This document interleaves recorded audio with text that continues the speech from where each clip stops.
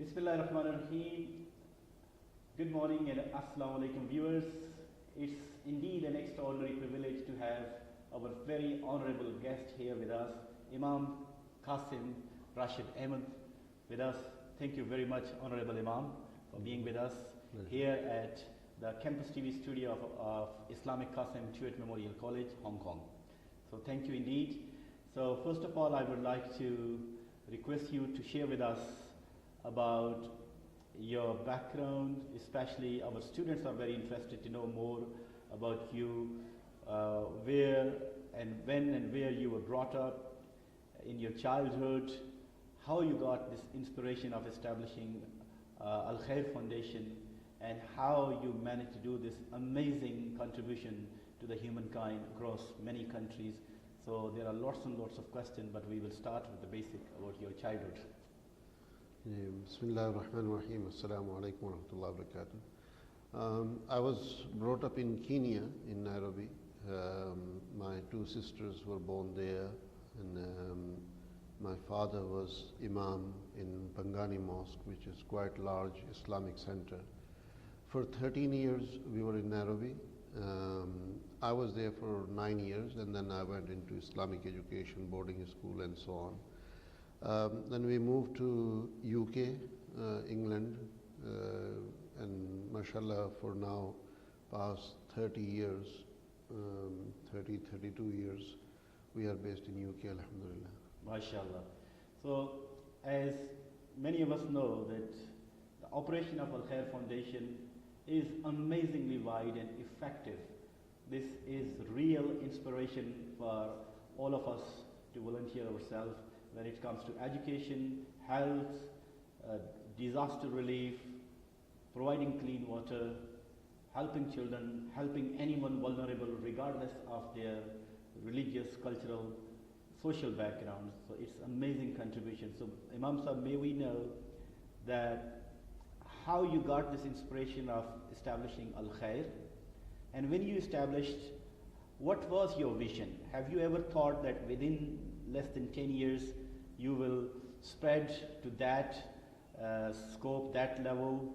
And during all this journey, we would like to know what sort of challenges you faced and how you managed to cope with all these challenges to reach to this stage. First of all, alhamdulillah, like Allah subhanahu wa ta'ala says in Al-Quran, Allahu yajtabi ilayhi man yasha. Allah subhanahu wa ta'ala selects whoever He wants. I feel, mashallah, privileged and humble that I think Allah subhanahu wa ta'ala gave me the upbringing from childhood in that level.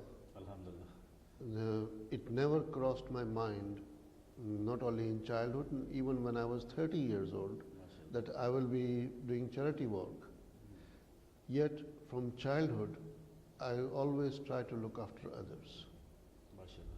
Even giving away with my pocket money or whatever it was, making physical impact itself. I'll give you one example. At the age of 9, my father sent me to India to memorize Quran by heart. Initially I was learning at home, but I was naughty child, and I wasn't giving full concentration, so my father said, no, you have to go then. So when I was studying, memorizing Quran, mashallah, at the age of 9 and a half, I came across one family who was whose main profession was going house to house to do cleaning. One day she became ill, very elderly woman, and she couldn't basically come to work. After 4 or 5 days, still she didn't come to work. I said, let me find out. So found out basically that she is seriously ill. At that point, subhanallah, she had basically some minor children and so on looking after. And I was just curious that, if she is not working, she is not earning, how she would be living. I'm really sorry for interruption. So this is really touching my heart. So you were inspired by our Prophet's wonderful example, noble example. Yes. Yes. So I went to see that lady, knocked the house, and went inside. And they told me they haven't eaten anything for past 3-4 days because they didn't get their daily salary. And at that time it used to be 5 rupees, 10 rupees a day, whatever it was. Literally there was no sign of any cooking at home, nothing. I see. And they said on top of that, the house owner gave them notice to vacate the house. And so these type of problems were taking place. I said to her, I'll try to look after you whatever I can. I tried to persuade other family members who were looking after me while I was studying. Nobody came forward to help her. I then just suddenly had an idea, and I went and bought these dua cards and sticker cards to put on your door or in your car and like that. I bought those in wholesale, and I sat down on the street with a scarf and I started to sell those cards. With the intention to help that family? Yes. MashaAllah. MashaAllah. And so in one day, whatever profit I made, I gave her half of that profit. Remaining half, I bought more card, and it started to grow like that. MashaAllah. It took me a couple of months, and I had enough money to buy land for her. MashaAllah. And then later on, mashallah, another couple of months, there was enough money to build house for her. Alhamdulillah. And now, the way they're living, mashallah, nobody can tell that this family used to be a house worker before. Allah. So you see, at the age of 9, for a child to do that without support from anyone or without giving idea from anyone, I think is blessing from Allah subhanahu wa ta'ala. This is indeed the divine arrangement, and what you said, that Allah subhanahu wa ta'ala selects people for this great good deed. And especially the touching story is that Al-Khair is doing such a remarkable humanitarian work regardless of cultural or religious affiliation. So for the betterment of the entire humankind, wherever you, and especially your contribution in the earthquake disaster in Pakistan was really historic, I must say. And can you shed a little bit light on that, and can you share your feeling and your challenges at that time and how you arrange all that? Yes, when 2010 floods took place, I had no team in Pakistan, no office, nothing. Had no idea what we will do, how we will do. I just took flight from UK. Some of our school parents, they were from Pakistan. I'm not from Pakistan originally. Yes. So through our school team members, we contacted a few people on the ground. They came and collected me from airport, and that's how we started working. Initially, we thought we will be working in Pakistan for 2 to 3 weeks, and after that we'll go back to UK. That's fine. We are here just emergency need. I see. But mashallah, the work expanded, and from 3 weeks it was extended to 3 months, then 6 months, to the extent that we didn't even feel that there is need of office. It was in 2011 that we opened our first office in Pakistan. After almost working for a year? Yes. Without any office, without any team as such, you can say. Just remotely managing from UK while I'm not there, otherwise going to Pakistan every 2 weeks. I see. Yeah. Alhamdulillah, that's how work started. Now, my work style is such, either I don't touch the field.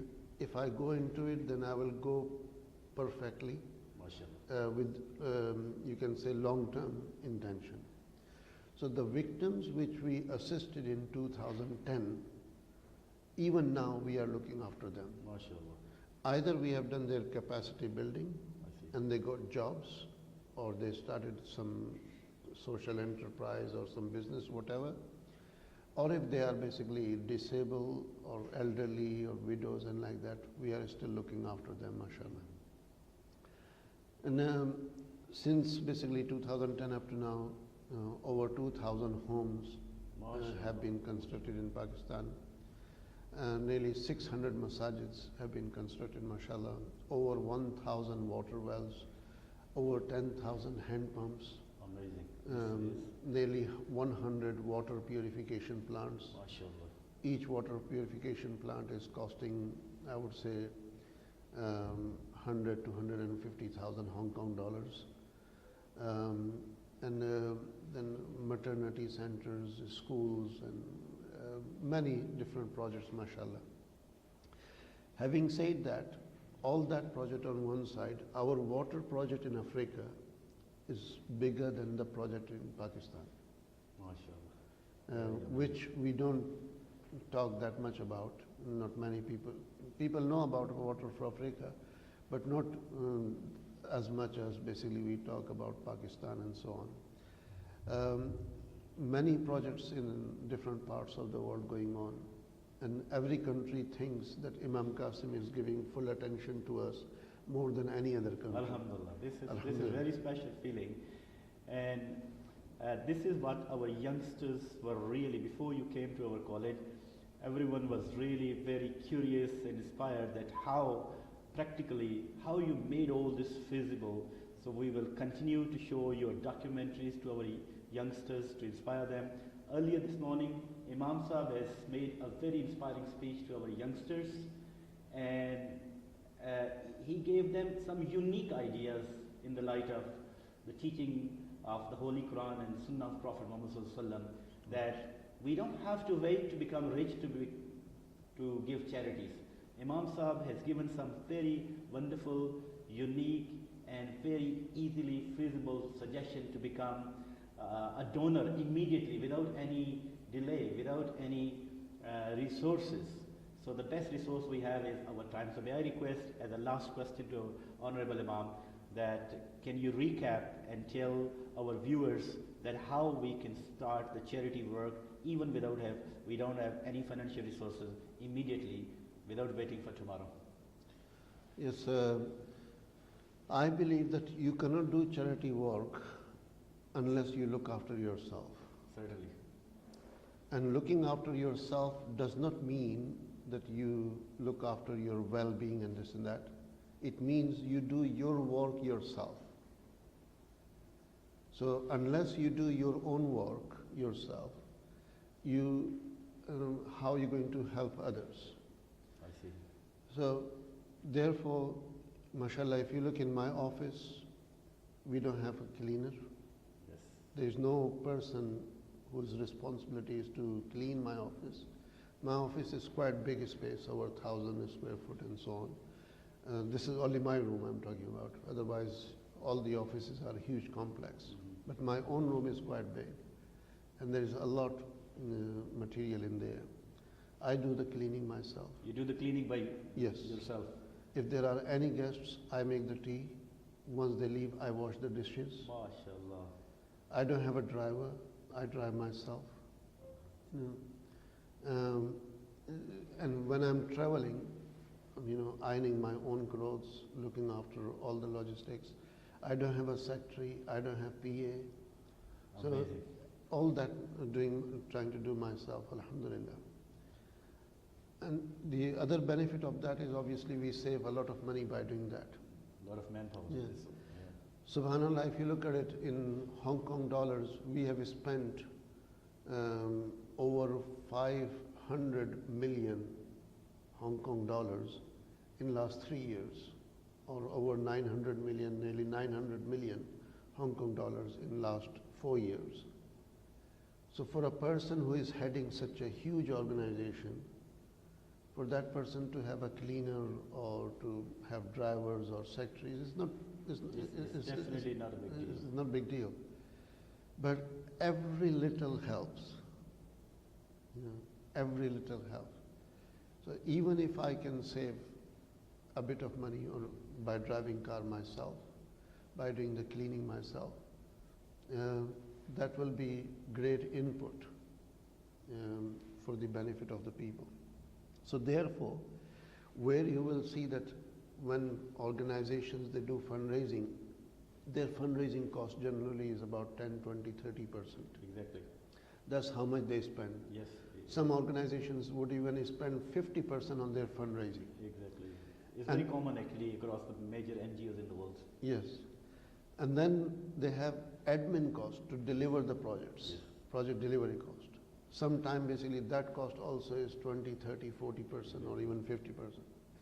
In some of the charities you will be surprised that only 20% or 10% goes to poor people. Rest of the money goes into fundraising and administration. Majority of the charity organizations, those who are working on good standards, their fundraising cost is about 10, 12%, and their administration cost is about 15, 20, 25%. So if they're managing within 25, 30%, then that is regarded as good organization. At Al-Khair Foundation, to fundraise this 900 million Hong Kong dollars, our fundraising cost was 2%. Allahu Akbar. This is really, I would say, divine arrangement. It's literally not possible to have such low cost on administration. We have never seen that. Yeah. The reason again is that I don't have fundraising department. I see. I don't have marketing department. Yeah, it's a big saving basically. Jay, I say to donors, if you want to donate, you come to us. Yes. We will not chase the donations. Exactly. We have television channel, yes, we show through that. Sometimes we post the booklets and so on. So maximum staff I have is to take telephone calls, to take donations, to process donations, and to send receipts. Our call center staff comes under fundraising cost. Our basically publications and so on comes under. So we don't have, many charities would have celebrity. They would invite celebrity to come and do fundraising for themselves.